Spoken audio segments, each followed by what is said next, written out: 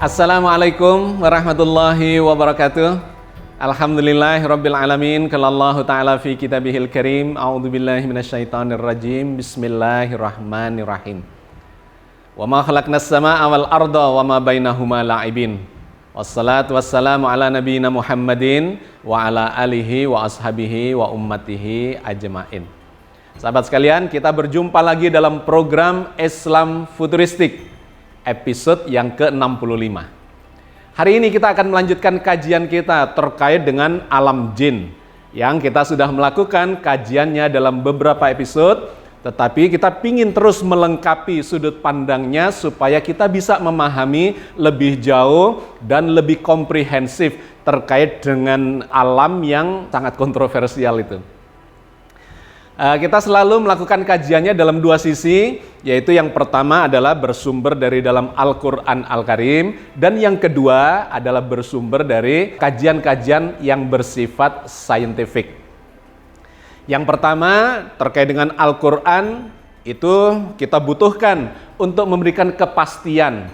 Bagaimanakah sesungguhnya, ataukah apakah dan benarkah ada makhluk yang disebut sebagai jin itu? Nah, ini memberikan kepastian kepada kita bahwa menurut Al-Quran, makhluk yang namanya jin dan alam jin, bangsa jin itu dipastikan adanya. Sehingga dijadikan nama surah dan kemudian ceritanya dalam berpuluh-puluh ayat bercerita tentang makhluk yang namanya jin itu. Tetapi dikarenakan kontroversial, maka kita perlu memberikan pembuktian-pembuktian secara empirik, secara saintifik dalam berbagai sudut pandangnya. Yang pertama, kita sudah melakukan kajiannya dalam sudut pandang ilmu psikiatri, bahwa jin itu atau orang yang kesurupan itu sesungguhnya sekedar gangguan kejiwaan saja. Tetapi kita sudah melakukan kajiannya bahwa mereka dalam sudut pandang psikiatri itu tidak bisa memberikan solusi-solusi dan terapi-terapi terhadap masalah itu, orang yang kesurupan jin itu. Yang kedua, kita telah melakukan sudut pandangnya dalam sisi neuroscience, bahwa orang yang mengalami kemasukan atau kerasukan jin itu ternyata memunculkan gelombang-gelombang yang sangat menarik di otaknya, di daerah temporal lobe, dan kemudian fase kesadarannya menuju kepada alfa theta. Yang ketiga, di episode yang lalu kita sudah melakukan kajiannya dalam sudut pandang ilmu hipnosis.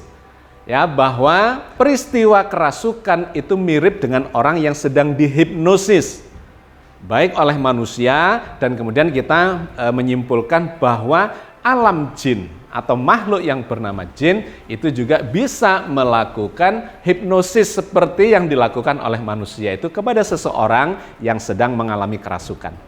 Nah, hari ini kita akan melihat dalam angle yang berbeda lagi, yaitu mencoba mengamati alam jin atau makhluk yang namanya jin itu dengan menggunakan teknologi kamera aura.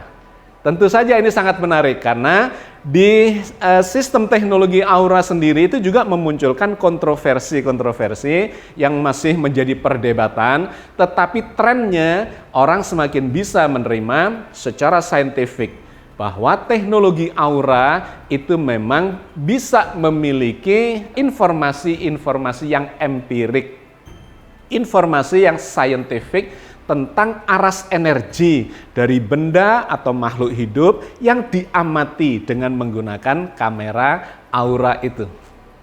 Sahabat sekalian, yang pertama sebelum masuk ke teknologi aura itu, saya ingin menyitir di dalam Al-Quran bahwa Allah menginformasikan manusia ini ya sebagai makhluk hidup ini juga memancar-mancarkan energi dan kemudian terlihat sebagai gelombang cahaya.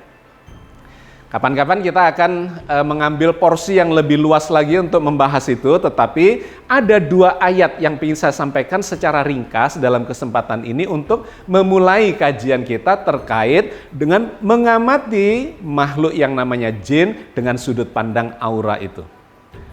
Yang pertama, bahwa jin itu tidak bisa kita amati secara langsung Karena Al-Quran juga menginformasikan bahwa jin sesungguhnya berada di alam yang berbeda. Sehingga dikatakan dalam surat Al-A'raf ayat 27 misalnya, dikatakan di sana bahwa innahu yarakum huwa wa qabiluhu min haitsu la tarawnahum. Sesungguhnya ia dan pengikut-pengikutnya melihat kamu dari suatu tempat yang kamu tidak bisa melihat mereka. Alamnya berbeda, karena itu tidak bisa dilihat secara langsung. Karena itu kita dalam mengamati makhluk yang namanya jin ini, memasukkan jin itu atau mengundang jin itu untuk masuk ke dalam diri manusia. Jadi kita mengambil efek sekundernya, kemudian barulah kita amati. Termasuk ketika kita mencoba mengamati dia dengan menggunakan teknologi kamera aura ini. Karena dia ada di alam yang berbeda, kita masukkan dia ke dalam medium. Nah, kata Al-Quran, jin itu terbuat dari energi badannya. Min marijin minnar, min naris samum. Seperti yang Allah firmankan di dalam surat Al-Hijr ayat 27. Wal jannah khalaqnahu min qablu min naris samum. Dan kami telah menciptakan jin sebelum manusia dari api yang sangat panas. Jadi jin itu berbadan energi. Nah, kemudian energi ini bisa berinteraksi masuk dalam sistem energi tubuh manusia. Nah, karena dia masuk secara energial ke dalam sistem energi tubuh manusia, maka dinamika dari sistem energi itu bisa diamati dengan menggunakan peralatan-peralatan. Di antaranya kita sudah mencoba mengamati dengan menggunakan elektroencephalograph ya, yang kita bahas di episode yang lalu. Sehingga terlihatlah gelombang otaknya itu ada di fase alfa theta. Kemudian di temporal lobe-nya itu memunculkan gelombang-gelombang auditori atau gelombang suara yang kemudian berproses di dalam otaknya dan kemudian ada reaksi-reaksi secara neuroscience yang sudah kita lakukan kajiannya. Silahkan yang belum mengikuti melihat episode-episode yang lalu. Nah, kali ini kita akan mencoba melihat pancaran cahaya itu dengan menggunakan teknologi kamera aura. Di dalam Al-Quran sendiri digambarkan bahwa manusia itu bisa memancar-mancarkan energi itu dan khususnya dalam bentuk energi cahaya atau gelombang cahaya. Meskipun kadarnya sangat tipis, intensitasnya sangat tipis, tetapi sesungguhnya nanti akan juga kita lihat secara saintifik bahwa manusia ini memancarkan gelombang cahaya dalam intensitas yang rendah yang tidak kasat mata secara mata telanjang, tetapi kita bisa menggunakan peralatan-peralatan tertentu untuk membooster intensitas cahaya itu dan kemudian tertangkap oleh peralatan. Nah, di dalam Al-Quran, Allah memberikan clue atau indikasi bahwa manusia itu memancar-mancarkan cahaya. Nanti di hari akhir, kata Al-Quran, orang-orang yang beriman itu akan memancarkan cahaya yang terlihat di hadapannya maupun di sebelah kanannya. Allah berfirman di dalam surat Al-Hadid ayat 12. Yauma taral mu'minina wal mu'minati yas'a nuruhum baina aidihim wa bi aimanihim. Yaitu pada hari ketika kamu melihat orang mukmin laki-laki dan perempuan sedang cahaya mereka memancar di hadapan dan di sebelah kanan mereka.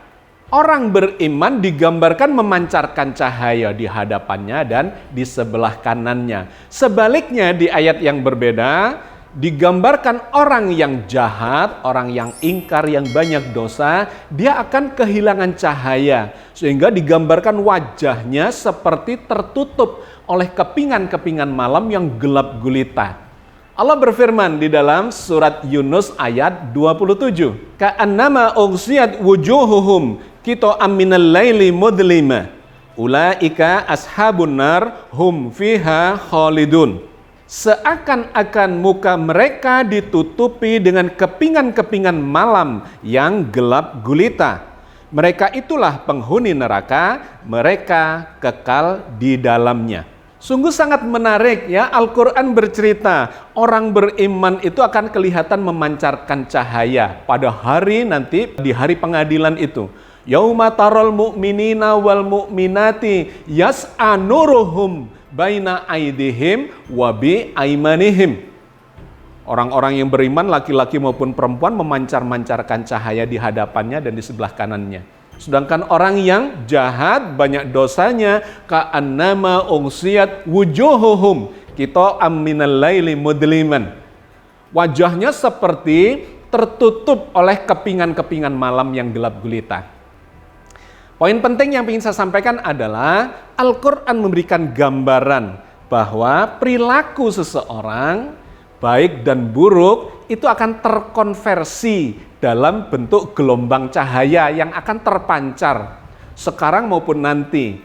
Khususnya di hari pengadilan itu akan diperlihatkan oleh Allah orang-orang yang memiliki cahaya dikarenakan amal kebajikannya dan orang-orang yang kehilangan cahaya dikarenakan dosa-dosa yang dilakukannya.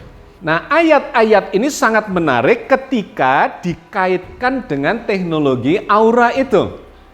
Ya, bisa dikatakan Al-Quran memberikan clue tentang pancaran energi dalam bentuk gelombang elektromagnetik yang memancar dalam bentuk cahaya tetapi sangat lemah, tidak kasat mata pada kondisi normal, tetapi kalau di booster atau dalam kondisi tertentu itu bisa memancarkan cahaya yang terlihat atau terdeteksi dan terukur oleh peralatan. Nah, sahabat sekalian, teknologi aura adalah teknologi yang bekerja pada frekuensi gelombang elektromagnetik itu. Ya, terkait dengan sistem energi di dalam tubuh seseorang atau bahkan benda mati yang kemudian ketika di booster dengan aliran energi listrik dengan tingkat tertentu, maka dia bisa menghasilkan cahaya itu. Kalau Anda lihat atau baca dalam sejarah tentang penemuan ya teknologi aura ini ditemukan oleh seorang teknisi dari Rusia namanya Semyon Kirlian pada tahun 1930-an. Dia adalah seorang teknisi yang sering memperbaiki peralatan-peralatan elektrik ya atau elektronik yang bertegangan tinggi, di mana satu ketika pada saat dia memperbaiki sebuah mesin bertegangan tinggi itu, tiba-tiba lampunya mati dan kemudian dia melihat tangannya itu berpendar. Atau ketika dia bersentuhan dengan peralatan bertegangan tinggi itu seperti ada lompatan-lompatan cahaya yang terlihat oleh mata. Nah, berdasar itu kemudian dia mengembangkan teknik untuk memotret lompatan-lompatan atau lucutan-lucutan listrik yang bercahaya itu. Dan kemudian setelah dilakukan berbagai macam penelitian atau sejumlah penelitian, dia menemukan hubungan antara lucutan listrik itu dengan tingkat kesehatan seseorang atau tingkat energi di dalam tubuh seseorang itu. Bisa melemah dan bisa menguat. Nah, ini dalam berbagai penelitian lanjutannya kemudian dikaitkan dengan kesehatan seseorang. Karena seseorang yang memiliki kesehatan yang baik itu ternyata memancarkan energi yang besar. Sebaliknya, orang yang kesehatannya memburuk, dia akan memiliki sistem energi yang melemah. Nah, Semyon Kirlian bersama istrinya kemudian melakukan banyak penelitian terkait misalnya dengan tumbuhan. Ada batang tumbuhan atau dedaunan ya, itu dicoba dikasih tegangan listrik tertentu dan kemudian difoto dengan teknik foto Kirlian itu. Ternyata dia memiliki pancaran ya cahaya tertentu. Ada medan elektromagnetik yang kemudian bisa tertangkap cahayanya itu oleh peralatan. Nah, di lain waktu dia mengambil daun yang segar, difoto, kemudian daun yang dipatahkan dari pohonnya itu akan menjadi semakin layu. Beberapa hari menjadi semakin layu, dan ketika semakin layu dibandingkan foto-fotonya, maka energi pancaran gelombang elektromagnetiknya akan semakin lemah. Dan seterusnya, penelitian-penelitian tentang foto Kirlian itu yang menunjukkan bahwa energi yang tersimpan di dalam makhluk hidup, ya katakan dalam hal ini tumbuhan, itu bisa mengalami penurunan-penurunan seiring dengan kondisinya. Nah, bukan hanya pada tumbuhan. Ternyata misalnya pada makanan-makanan ya, makanan-makanan baik yang berasal dari nabati atau hewani, ketika dia masih segar difoto itu energinya besar. Tetapi kalau kemudian dimasak dan dibiarkan layu, energinya menurun. Jadi ada indikasi atau ada korelasi yang sangat menarik terkait dengan cahaya yang dipancarkan atau disebut sebagai aura ya, yang dipancarkan terkait dengan kondisi atau sistem energi yang terkandung di dalam benda itu. Bukan hanya benda hidup, tetapi juga benda mati. Ternyata setiap benda itu memiliki aras energi yang tersimpan di dalam sistem atomnya, di dalam orbit-orbit elektronnya. Sehingga kalau kita melakukan yang namanya tes atau uji nyala, ya, maka kita akan melihat warna yang berbeda-beda pada benda persenyawaan yang berbeda-beda. Misalnya nih, garam dapur ya, NaCl, natrium klorida. Kalau Anda mengambil sejumput garam dapur, kemudian Anda lempar ke api, ya, sehingga dia memperoleh tambahan energi dari sana, maka elektronnya akan tereksitasi dan kemudian lepas atau pindah orbit elektron sehingga menghasilkan cahaya tertentu. Nah, warna cahaya atau warna aura dari garam dapur itu adalah kekuning-kuningan. Kalau Anda mengambil zat yang berbeda lagi, misalnya kalsium klorida, ya, CaCl2, Anda ambil dan dibakar atau dilemparkan ke api, maka dia akan memancarkan warna orange, ya, kuning agak kemerah-merahan. Atau kalau kita mengambil sejumput zat yang berbeda lagi, misalnya litium klorida, dilemparkan ke api, maka warnanya akan kemerah-merahan. Atau zat yang lain lagi, ya, itu bisa menghasilkan warna yang berbeda-beda. Ada yang kebiru-biruan, ada yang keungu-unguan, ada yang putih, dan sebagainya, yang menunjukkan aras energinya. Nah, kekuatan atau energi yang tersimpan itu seiring dengan warnanya itu. Kita mengenal warna pelangi, ya, spektrum cahaya mengikuti urutan warna pelangi. Mejiku hibiniu, merah, jingga, kuning, hijau, biru, nila, ungu, sampai putih. Maka warna merah itu adalah warna cahaya yang energinya paling rendah. Jadi api kalau warnanya merah maka kurang panas. Meskipun api itu panas, tetapi merah adalah warna api yang paling kurang panas. Kalau ingin lebih panas dari merah ke jingga atau orange. Lebih panas lagi ke kuning. Semakin panas lagi ke hijau, ke biru, wah tambah panas. Merah, jingga, kuning, hijau, biru, nila, ungu, ya, bahkan putih, maka warnanya akan menjadi semakin panas, semakin panas. Nah, kita ingat kembali kepada jin tadi. Jin itu terbuat dari energi panas. Ketika dia dimasukkan ke dalam tubuh manusia, seorang medium, maka kita bisa mengamatinya. Salah satunya dengan menggunakan teknologi kamera aura ini. Di Surabaya kebetulan saya memiliki klinik aura. Saya punya peralatan aura itu dan telah melakukan pengamatan kepada ribuan orang. Orang yang sakit, orang yang sehat, orang yang sedang mengalami masalah kejiwaan dan sebagainya, ya, di antaranya saya memiliki sejumlah data atau pengamatan terkait orang yang kesurupan, orang yang kerasukan. Juga termasuk orang yang sedang mengalami gangguan kejiwaan tetapi tidak kerasukan. Nah, sahabat sekalian, ternyata warna aura itu menggambarkan kualitas kesadaran seseorang.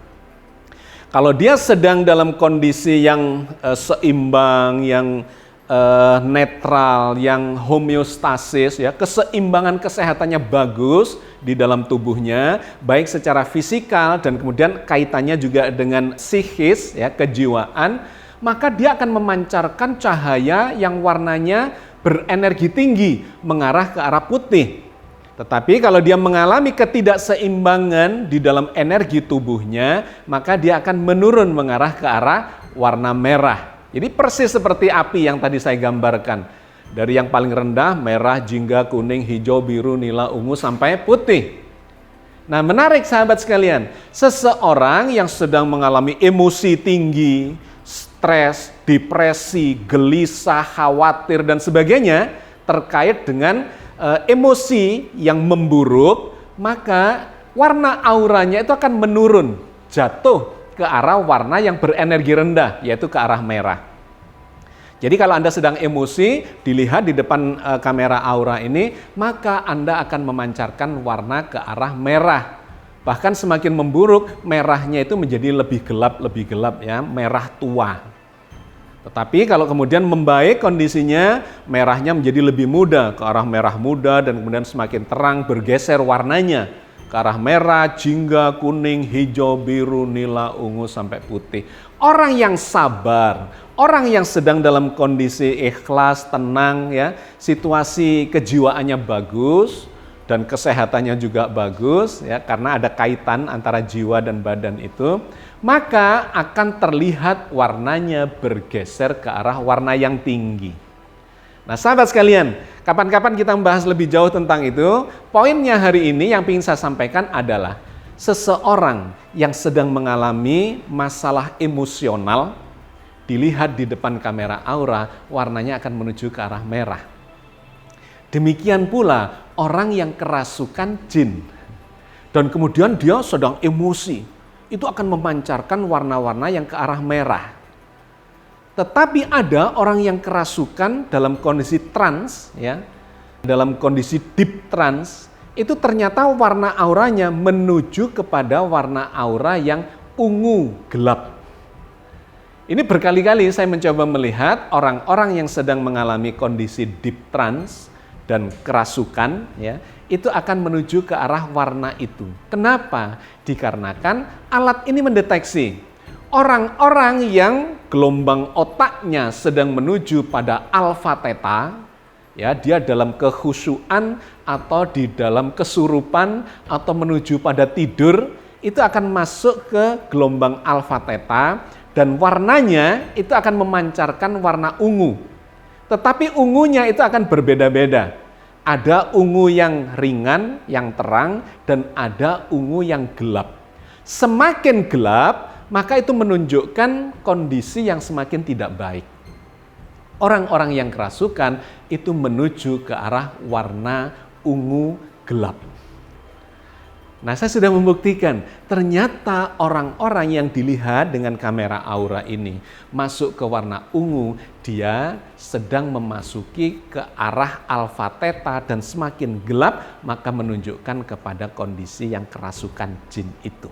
Ini berbeda dengan seseorang yang sedang mengalami gangguan kejiwaan yang bukan kerasukan. Saya pernah mendapatkan seorang tamu, ya klien, yang dia seperti orang kerasukan. Tetapi begitu dilihat dengan menggunakan kamera aura ini, ternyata auranya colorful, warna-warni, tidak menuju kepada ungu, apalagi gelap gitu ya. Warna-warni itu menunjukkan pikirannya dalam kondisi sadar.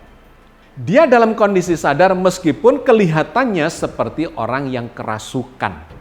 Tetapi di depan kamera aura tidak bisa dibohongi, ternyata dia tidak sedang kerasukan.